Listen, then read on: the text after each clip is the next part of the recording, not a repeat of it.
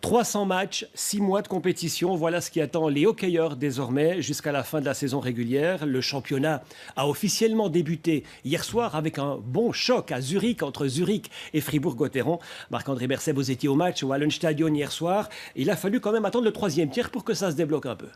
Oui, alors ce n'a pas été faute d'avoir essayé pour les Zurichois qui ont dominé ces débats. Après 40 minutes du côté fribourgeois, on se disait même chanceux de rentrer au vestiaire avec un score de 0-0. Paradoxalement, les Dragons ont encaissé dans leur meilleure période. C'est Berchi d'un maître tir puis Kunti qui ont battu Kons. Peu ou pas de regrets finalement pour les hommes d'Hans Kosman car les Fribourgeois étaient inférieurs. Ils ont été battus dans l'engagement et n'ont jamais réussi à mettre des émotions face à un Zurich plutôt affûté à ce stade de la saison. C'est la 11e fois en 12 ans que Gotteron perd le premier match. Une mauvaise habitude qui ne doit pas servir d'excuse pour la troupe d'Hans Kosman. Du coup, une réaction était attendue ce soir. Voilà, ouais, ça n'a rien d'alarmant. Une première défaite lors du premier match. La saison est encore longue.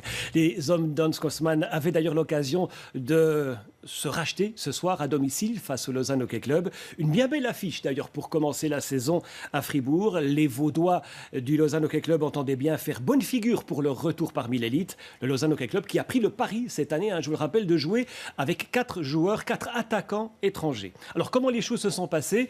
Est-ce que Fribourg a réussi à faire oublier le faux pas d'hier soir? Voici les meilleurs moments de cette rencontre, de ce derby romande entre Fribourg et le Lausanne Hockey Club. Une bonne quinzaine de minutes en compagnie de Laurent Bastardo.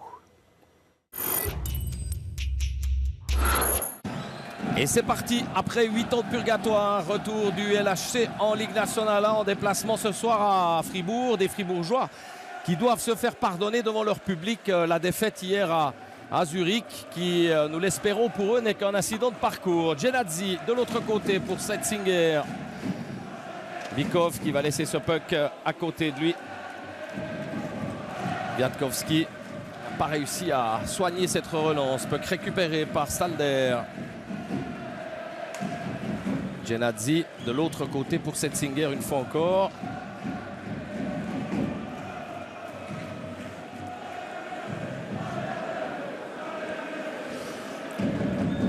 Premier changement volant dans cette partie avec les Fribourgeois en possession du palais. Miettinen, l'un des nouveaux arrivés dans la formation d'Hans Kosman, et intervention de Christophe Alluet.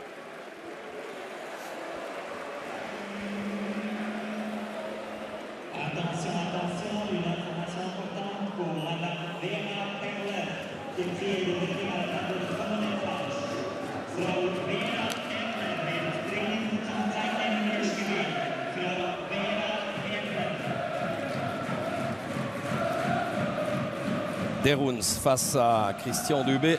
Les deux premières lignes sur la glace pour cet engagement de la 2e minute. Dubé qui était reconduit aux côtés de Miettinen et de Thibaut Monet. On est en phase un peu encore de test là, du côté de Fribourg-Gotteron.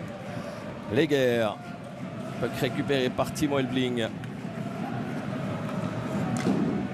Elbling qui peut relancer avec Beerbaum. Le puck ne va pas passer la ligne bleue et c'est une possibilité de contre là pour les Lausannois avec un tir en back-end dans la lucarne et l'ouverture de la marque par Karin Neuenschwander, l'ancien Bernois. Première occasion lausannoise du match et c'est 1-0 pour le LHC sur ce contre. Neuenschwander qui s'est déporté, qui a réussi à déplacer le gardien fribourgeois Benjamin Kons sur sa droite. Et en back-end, Neuenschwander réussit à placer ce puck dans la lucarne et à marquer son premier but de la saison. 1-0 pour le LHC après 1 minute et 29 secondes.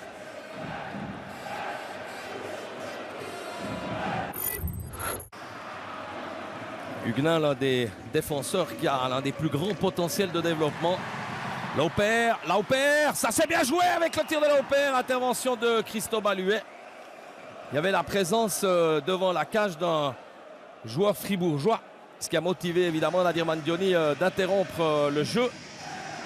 Belle offensive là de Fribourg-Gotteron avec Adrian Lauper. Et intervention de Nadir Mandioni sur cette action de la 3e minute. On en reste à 1-0 pour Lausanne. Plus de 3 minutes 30 de supériorité numérique pour Fribourg-Gotteron. Pour l'instant stérile dans cet exercice. Après Alain Rice, c'est Stalder qui est encore sur le banc des pénalités du côté lausannois. Mais pour l'heure, Fribourg-Gotteron n'a pas réussi vraiment à mettre hors de position la défense lausannoise. S'installe cette fois-ci leur jeu de puissance avec Motet. Et le tir de l'ancien Ajoulo qui a trouvé la jambe de Yannick Fischer. Motet encore. Intervention de Lardy, pardon.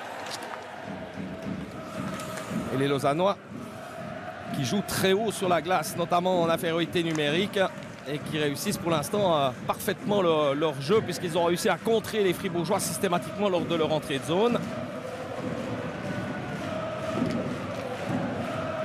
Deruns contré à son tour. Fischer dans la profondeur pour Itonen.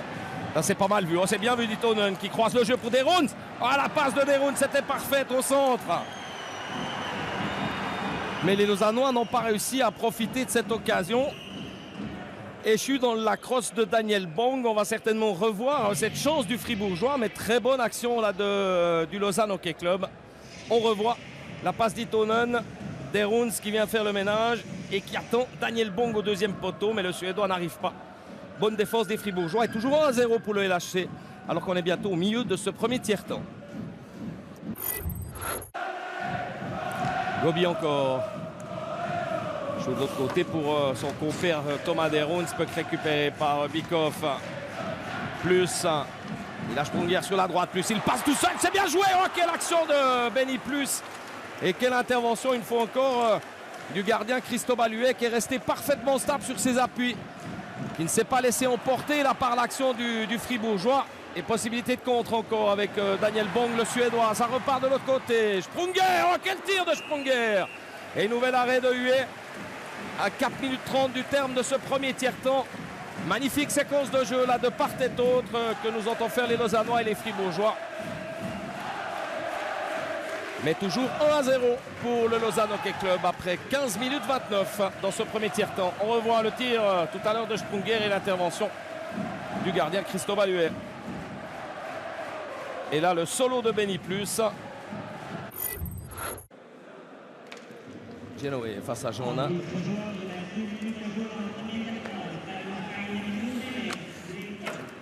Antonietti. Tenter de changer le jeu là pour Stalder. Finalement, c'est Setzinger qui a pu récupérer ce puck. Biatkowski directement sur la crosse d'Antonietti. Mise en échec par Jonas. Ouais, Brugger a bien suivi.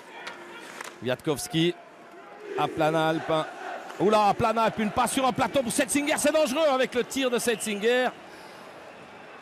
Quelle occasion pour le Lausanne Hockey Club, une fois encore, à 30 secondes du terme de ce premier tiers-temps. Ouais, les Lausannois qui posent de gros problèmes là aux Fribourgeois avec ce pressing constant.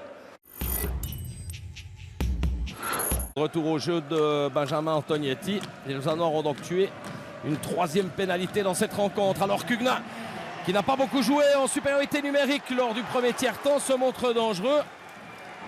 Et vient inquiéter Cristobal Huet, on l'a dit, s'il poursuit sa progression. Anthony Huguenin, il va devenir sans aucun doute assez rapidement l'un des meilleurs blue liners de la Ligue. Mais pour l'instant, Fribourg-Gotteron n'a pas encore trouvé non seulement son rythme de croisière, ses marques, mais surtout il n'arrive pas à mettre hors de position cette défense lausannoise extrêmement bien regroupée autour de Cristobal Huet.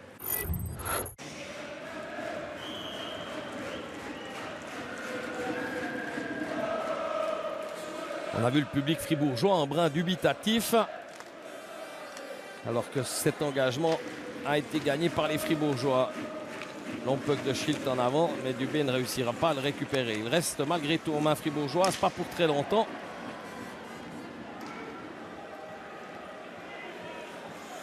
Setzinger sur sa vitesse de patinage plus rapide que Romain Leffel. Puck récupéré par Genoé. Oh, ce que c'était bien joué! Cette petite passe de Genoé pour Antonietti qui attendait sagement devant Benjamin Kons. Et dont le tir en déviation directe a bien failli tromper le gardien fribourgeois. Genadzi pour Lardy. Antonietti face à Leffel. Cette fois-ci, le défenseur fribourgeois a pris le dessus. Donc récupéré par Julien Sprunger. Il attend ses compères, plus ses Bikov. Et le tir de Sébastien Schilt directement dans la mitaine de Cristobal Huet. à 6 minutes 46 du terme de ce deuxième tiers-temps.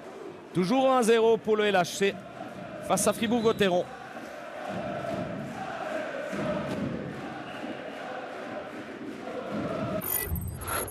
Les Lausannois sont dominés là en cette fin de deuxième tiers-temps, mais opèrent par contre, donc sont toujours assez dangereux lorsqu'ils vont affronter Benjamin Cons. Mais Fribourg-Gotteron, semble-t-il, a pris le contrôle du match. Là, ça semble certain en cette fin de deuxième tiers avec un tir de Bikoff et une intervention de Christophe Huet. Bonne séquence de jeu, la bonne passe de Julien Sprunger pour son compère Andrei Bikoff, dont le tir n'a pas trouvé grâce face à Huet.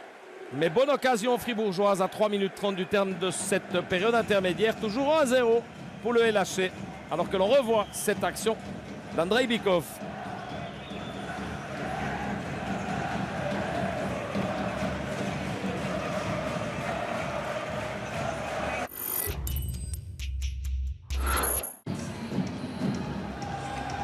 Benjamin Antonietti.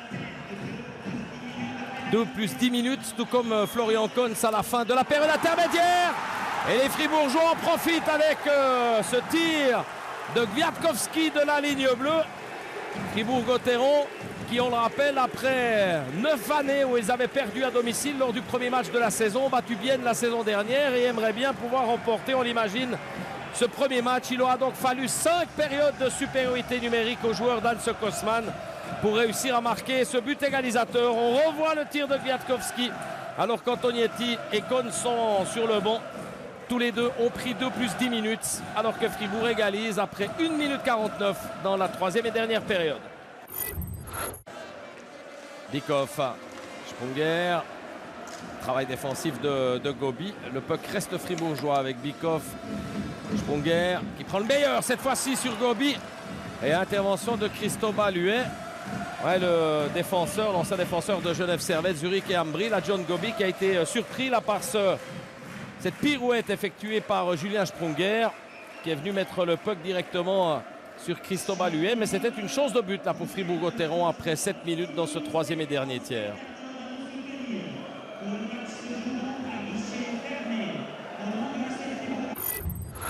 John Gobi, Leger.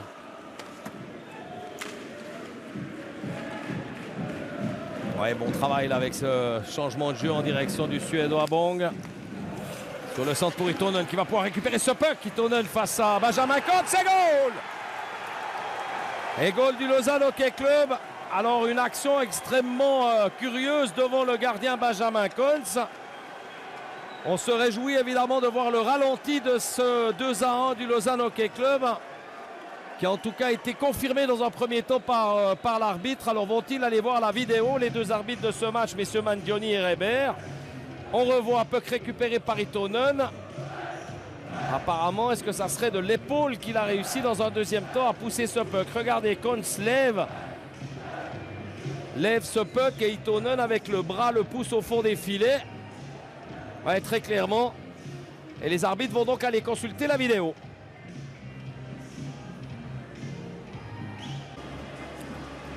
Décision des arbitres, logique, compte tenu des images vues au ralenti tout à l'heure, le geste était volontaire. Il n'y a donc pas de but pour le Lausanne Hockey Club. On en reste à 1 partout entre Gotteron et le LHC à 5 minutes 56 du terme de cette rencontre.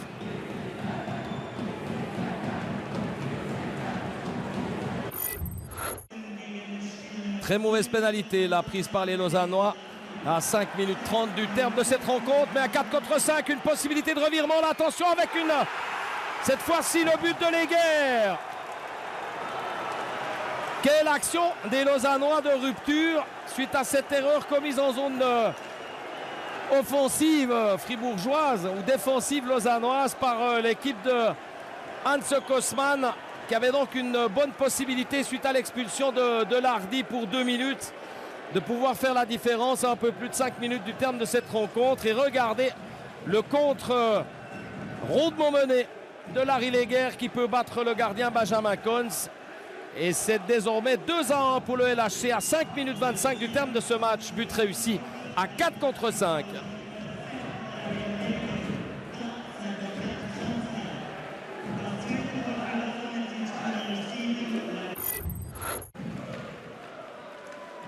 Birbaum,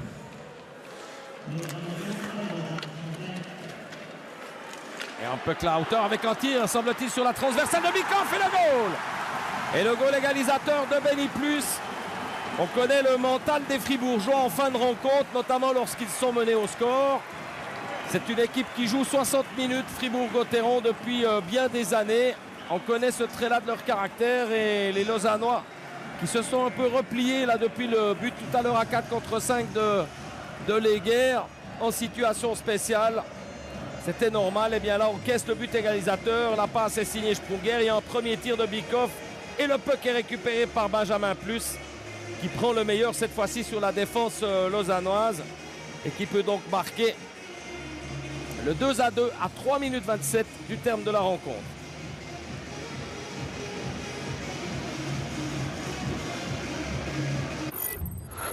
Le puck récupéré par le Feul. Schilt.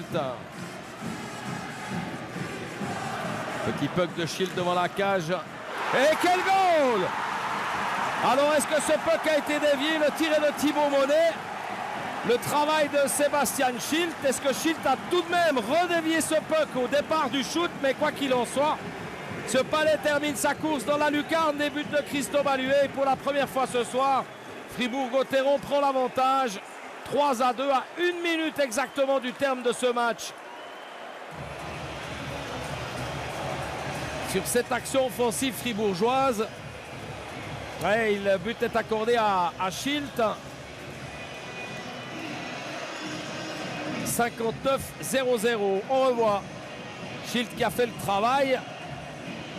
Le tir de Thibaut Monet. Alors dévié semble-t-il effectivement par Sébastien Schilt, qui marque donc son premier but de la saison et qui permet à Fribourg-Gotteron de prendre l'avantage à 1 minute exactement du terme de la rencontre. 3-2.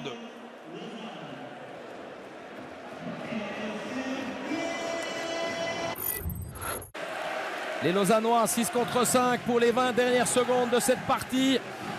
Ils vont tout tenter là, les joueurs d'Heinz-Ehlers, pour égaliser dans cette fin de rencontre. Christo Baluet a bien sûr quitté sa cage. Et les Fribourgeois défendent, mais se mettent en danger avec ce puck qui est ressorti. Et ça va être terminé. 3-2, victoire de Fribourg-Gotteron qui pour la deuxième fois consécutive réussit après 9 ans d'insuccès à gagner un match à domicile. L'année dernière, c'était contre Bienne 4-1. Cette fois-ci, ça a été beaucoup plus laborieux. 3-2 contre une valeureuse équipe lausannoise qui subit donc sa première défaite de la saison. Fribourg engrange ses premiers 3 points de la saison. Dieu que ce fut difficile pour l'équipe d'Hans Kosman qui a marqué ce 3e but à 1 minute de la fin de la rencontre par Sébastien Schilt. Ouais, un joli derby, vraiment. Marc-André Gotteron fait désormais partie de la cour des grands. Ce sera l'année Gotteron? Alors à la fin de la saison, Jean-François, Gotteron sera très certainement tout en haut du classement, peut-être même premier, ou en tout cas dans les premiers. Mais ces débuts poussifs, ils traduisent 2 choses. Il y a une énorme pression sur Fribourg-Gotteron. Ne pas être champion serait presque une déception. Et puis deuxièmement, en préparation, Hans Kosman avait déjà dénoncé une certaine suffisance de ses joueurs. Eh bien, les 2 premiers matchs de la saison ont démontré qu'aucun cadeau finalement ne sera fait aux Fribourgeois, ce qui est assez normal. Je vous propose d'écouter d'ailleurs à l'interview les 2 frères Cohns, Benjamin le Fribourgeois et Florian le Lausannois. C'est vrai que ça peut être un match facile, mais je crois qu'il faut donner aussi crédit à Lausanne qui a très bien joué dans la zone neutre. Ils étaient bien regroupés devant Christo Baluet et puis lui il a aussi sorti le grand jeu. Donc c'est sûr que ça a été difficile. Je crois qu'on n'a pas mis assez de trafic non plus devant leur gardien. Puis ça nous a compliqué la tâche, mais au bout du compte, on l'a gagné. Et puis il faut retenir les 3 points.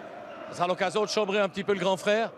Un petit peu, mais bon, c'est que le premier match, alors il y aura d'autres occasions. C'est vrai que dans l'ensemble, on a quand même assez bien joué. C'est un peu frustrant de perdre ce match. Je pense qu'avec l'ouverture du score, ensuite on a eu quelques occasions de prendre de longueur d'avance. Et puis après Fribourg a quand même bien poussé offensivement. Et puis ils ont réussi à débloquer un peu tout ça sur la fin. Je pense qu'on a peut-être manqué un peu d'énergie dans les dernières minutes. Et puis voilà, ça va faire un peu partie de l'apprentissage. Pas beaucoup le temps de rêver. Demain, il faut remettre l'ouvrage sur le métier à Lausanne. Ouais, c'est bien que on n'a pas trop le temps de trop réfléchir à ce qu'il y a eu là. Maintenant, il faut se reconcentrer demain. C'est un premier match à domicile. Il faut se réjouir de ça. Voilà, et je vous renvoie au sondage que nous avons lancé sur notre site internet www.rtrsport.ch. Est-ce que le Lausanne Hockey Club peut jouer les playoffs cette saison? Merci d'apporter votre réponse sur notre site internet. Vous avez joué là, Marc-André? Oui, j'ai pas pris de risque, j'ai cliqué sur la deuxième option. Lausanne sera en play-out, mais se maintiendra en Liga. On se rappelle tout de même que lors de la dernière promotion de Lausanne en 2004, ils avaient terminé à la 12e place. Voilà, pour l'instant, en tout cas, 25% des votants sur environ 700 personnes estiment que le LHC sera quand même qualifié pour les playoffs. Résultat de ce sondage, ce sera dimanche dans Sport Dimanche. Et puis je vous signale aussi qu'une de nos équipes de tournage sera demain soir à la patinoire de Malais à l'occasion du match de Lausanne contre Clouton.